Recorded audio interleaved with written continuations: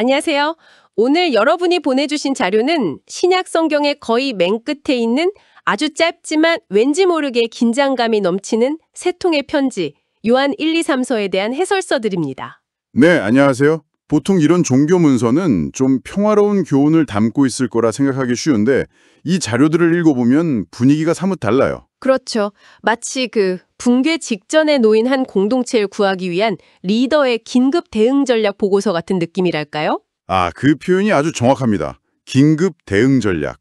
외부의 적이 아니라 이 내부의 균열로 무너질 위기에 처했을 때 과연 리더는 어떤 카드를 꺼내 들었을까요? 오늘의 목표는 바로 그 위기의 현장 속으로 들어가 보는 겁니다. 네, 오늘 자료들은 이 서신들이 단순히 아름다운 신앙 고백이 아니라는 걸 보여주죠. 하나의 정체성을 지키기 위해 벌어진 정말 치열한 사상투쟁의 기록이거든요. 누가 썼고 어떤 위기였고 또 그 위기를 돌파하기 위해 어떤 논리를 펼쳤는지 한번 그 긴박했던 순간을 재구성해 보겠습니다. 좋습니다. 그럼 바로 본론으로 들어가 보죠. 모든 위기에는 원인이 있는 법인데 도대체 이 공동체에 무슨 일이 벌어지고 있었던 건가요? 외부의 압박 같은 게 있었나요? 물론 외부 압박도 있었습니다. 자료를 보면요. 이 글들이 쓰인 시기가 대략 1세기 말. 1세기 말이요? 네, 서기한 81년에서 96년 사이로 추정하는데 바로 로마 도미티아누스 황제가 기독교인들을 박해하던 시기입니다. 박해가 심했던 때군요. 하지만 정말 심각한 문제는 밖에 있는 로마 군인이 아니었어요. 집안에 있는 동지에게서 터져나왔습니다. 바로 공동체 내부에서 발생한 심각한 분열이었습니다. 역시 가장 무서운 건 내부의 적이라는 말이 맞군요. 맞습니다. 외부의 압력은 보통 집단을 더 단단하게 만들잖아요. 그렇죠. 근데 내부의 이념 분쟁은 그 집단의 근간을 그냥 흔들어 버리니까요. 공동체 내에서 상당한 영향력을 가졌던 걸로 보이는 거짓 교사들이 등장한 겁니다. 거짓 교사들이요? 네, 이들이 기존의 가르침을 교묘하게 비틀어서 새로운 주장을 펼치기 시작했죠. 그래서 저자는 이들을 아주 강한 어조로 불러요. 적그리스도, 거짓 선지자라고요. 굉장히 강한 표현이네요. 네, 자료들은 이들의 주장이 크게 세 가지 지점에서 공동체를 파괴하고 있었다고 분석합니다. 신학, 윤리, 그리고 사회적 관계, 이 세 가지 모두에서요. 신학, 윤리, 사회.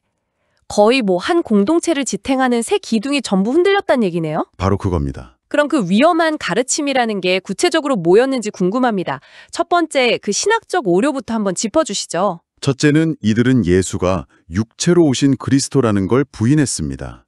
그걸 부인했다고요? 네, 즉 예수의 완전한 인간 되심, 신학 용어로는 성육신을 부정했던 거죠. 이건 당시 유행하던 일종의 영지주의적 사상의 영향을 받은 걸로 보입니다. 영지주의요? 조금 생소한데 쉽게 설명해 주실 수 있을까요? 네, 아주 간단히 말하면 물질은 악하고 영은 선하다고 보는 이원론적인 세계관이에요. 그러다 보니까 거룩하고 선한 신적 존재가 어떻게 천하고 악한 인간의 육신을 입을 수 있는가? 이런 질문에 부딪힌 거죠. 그렇겠네요. 그래서 그들은 예수가 육체를 입은 것처럼 보였을 뿐 실제로는 그냥 영적인 존재였다. 이렇게 주장한 겁니다. 저자는 이 주장이 기독교 신앙의 심장을 겨눈 거라고 본 거죠. 그래서 아들을 부인하는 자에게는 아버지도 없다고 아주 단호하게 선을 긋는 겁니다. 굉장히 중요한 지점이네요. 신이 인간의 몸을 입었다는 사실 자체를 부정하면 인간의 고통이나 삶에 공감하는 신의 모습이 사라져버리니까요. 맞습니다. 신앙이 굉장히 추상적이고 관념적으로 변질될 위험이 있는 거죠. 그렇군요. 그럼 두 번째, 윤리적 오류는 뭐였나요? 이들은 스스로 어떤 영적인 지식을 가졌다고 믿었기 때문에 나는 죄가 없다고 주장했습니다. 잠깐만요. 스스로 죄가 없다고요? 네, 그건 겸손과는 거리가 먼, 오히려 굉장히 오만한 태도인데요. 그렇죠. 대단한 영적 엘리트 의식에 빠져 있었던 거죠.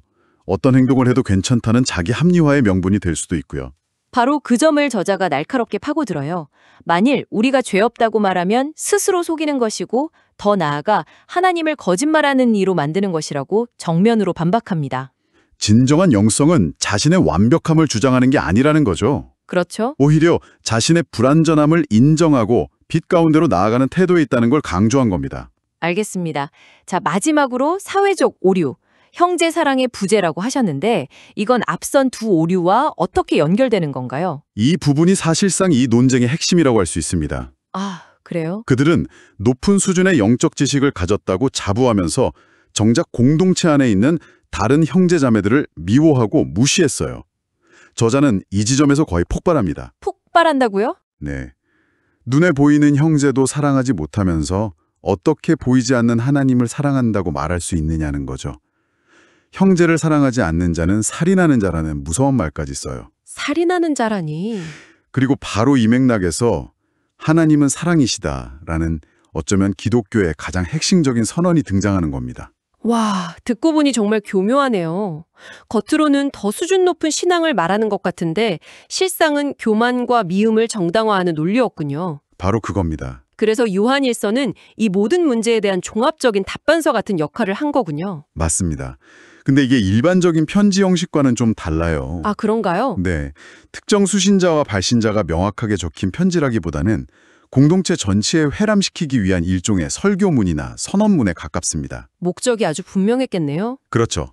거짓 가르침 때문에 혼란에 빠진 사람들에게 당신들이 믿고 있는 것이 진짜입니다 라고 확신을 심어주고 참된 믿음을 구별할 시금석을 제시해서 그들을 붙잡아 주려 했던 겁니다.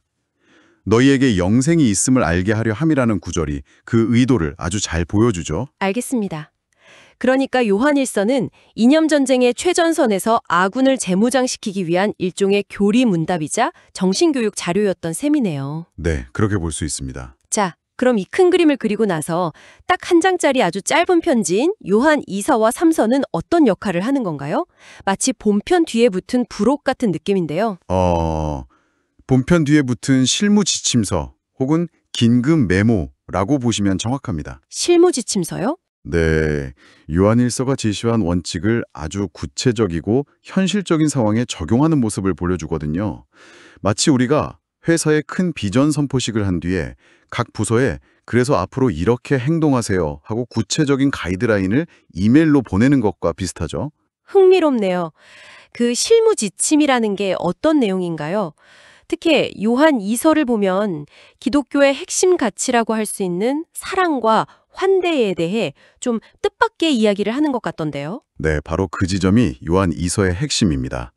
이 편지는 우리에게 아주 도발적인 질문을 던져요. 어떤 질문이죠? 사랑과 환대에 과연 한계가 있는가 하는 문제죠. 사랑에 한계가 있다니요? 보통은 원수까지도 사랑하라고 배우지 않나요? 그렇죠. 보통 그렇게 생각하죠. 그런데 요한 2서에서는 거짓 교사들을 집에 들이지도 말고 인사도 하지 말라고 하잖아요. 이건 굉장히 배타적이고 좀 비정한 명령처럼 들리는데요. 맞습니다. 현대적인 관점에서 보면 굉장히 불편하게 들릴 수 있는 구절이죠. 하지만 당시 상황을 이해해야 합니다. 그때 순회 전도자들은 지역 교회들의 환대에 의존해서 활동했거든요. 아, 숙식을 제공받고. 네, 그들을 집에 들이고 식사를 대접하는 건 그들의 활동을 지지하고 후원한다는 명백한 표시였어요.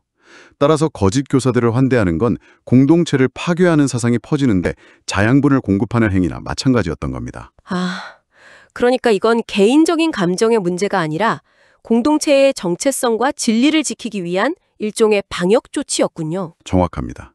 바이러스를 퍼뜨리는 사람을 무작정 환영할 수는 없다는 논리죠. 저자는 사랑이 반드시 진리 안에서 행해져야 한다고 분명히 선을 긋고 있습니다.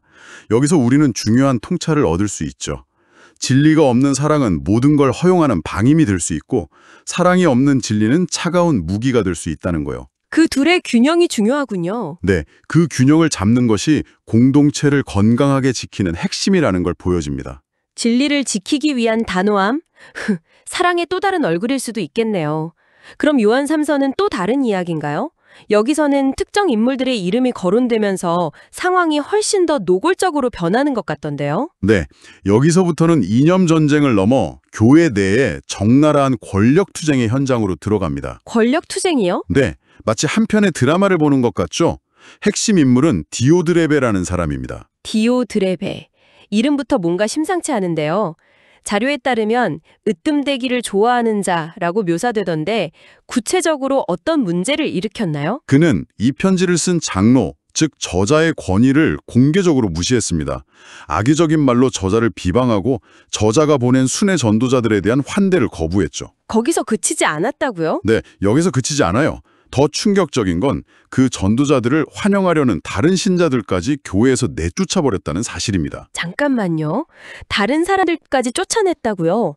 어떻게 한 개인이 그런 막강한 권력을 휘두를 수 있었죠? 자료들은 그가 아마도 그 지역교회의 가장 유력한 후원자였거나 아니면 카리스마 있는 리더로서 상당한 영향력을 확보했을 거라고 추측합니다. 아, 저자의 권위가 위치는 광역 네트워크와 디오드레베가 장악한 지력교회의 국지적 권력이 정면으로 충돌한 상황인 거죠. 마치 본사에서 파견한 감사팀을 지점장이 문전박대하는 그런 그림이네요. 네, 아주 현실적인 갈등이죠.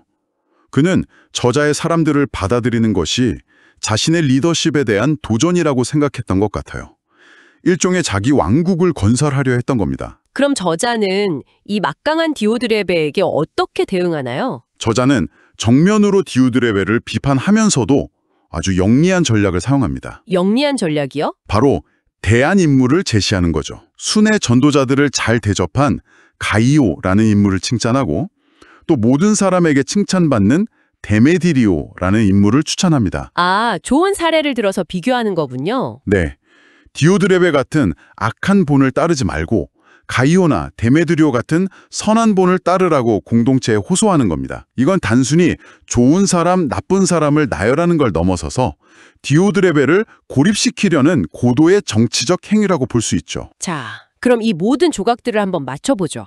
요한 1서라는 신학적 대원칙 선포, 요한 2서의 구체적인 방역 지침, 그리고 요한 3서의 내부 권력 투쟁 개입까지. 이 세 편의 서신은 정말 한 공동체의 위기 대응 3단계 전력 보고서라고 할 수 있겠네요. 정확합니다. 이 자료들이 공통적으로 보여주는 놀라운 점은 초기 기독교 공동체가 우리가 상상하는 것처럼 늘 평화롭고 이상적인 모습이 아니었다는 사실이에요. 그렇죠. 오히려 자신들의 정체성을 지키기 위해 내부에서 치열하게 논쟁하고 때로는 바이러스를 차단하기 위해 단호하게 문을 닫고 리더십 문제로 심각한 갈등을 겪는 아주 역동적이고 인간적인 현장이었죠. 결국 이 자료들을 통해 우리가 얻을 수 있는 핵심 통찰은 무엇일까요? 이 저자가 그토록 지키려고 했던 것은 무엇이었을까요? 결국 이스 편의 글이 공통적으로 외치는 목소리를 종합해보면 이렇습니다. 첫째, 우리의 신앙은 저 하늘에 떠있는 추상적인 관념이 아니다.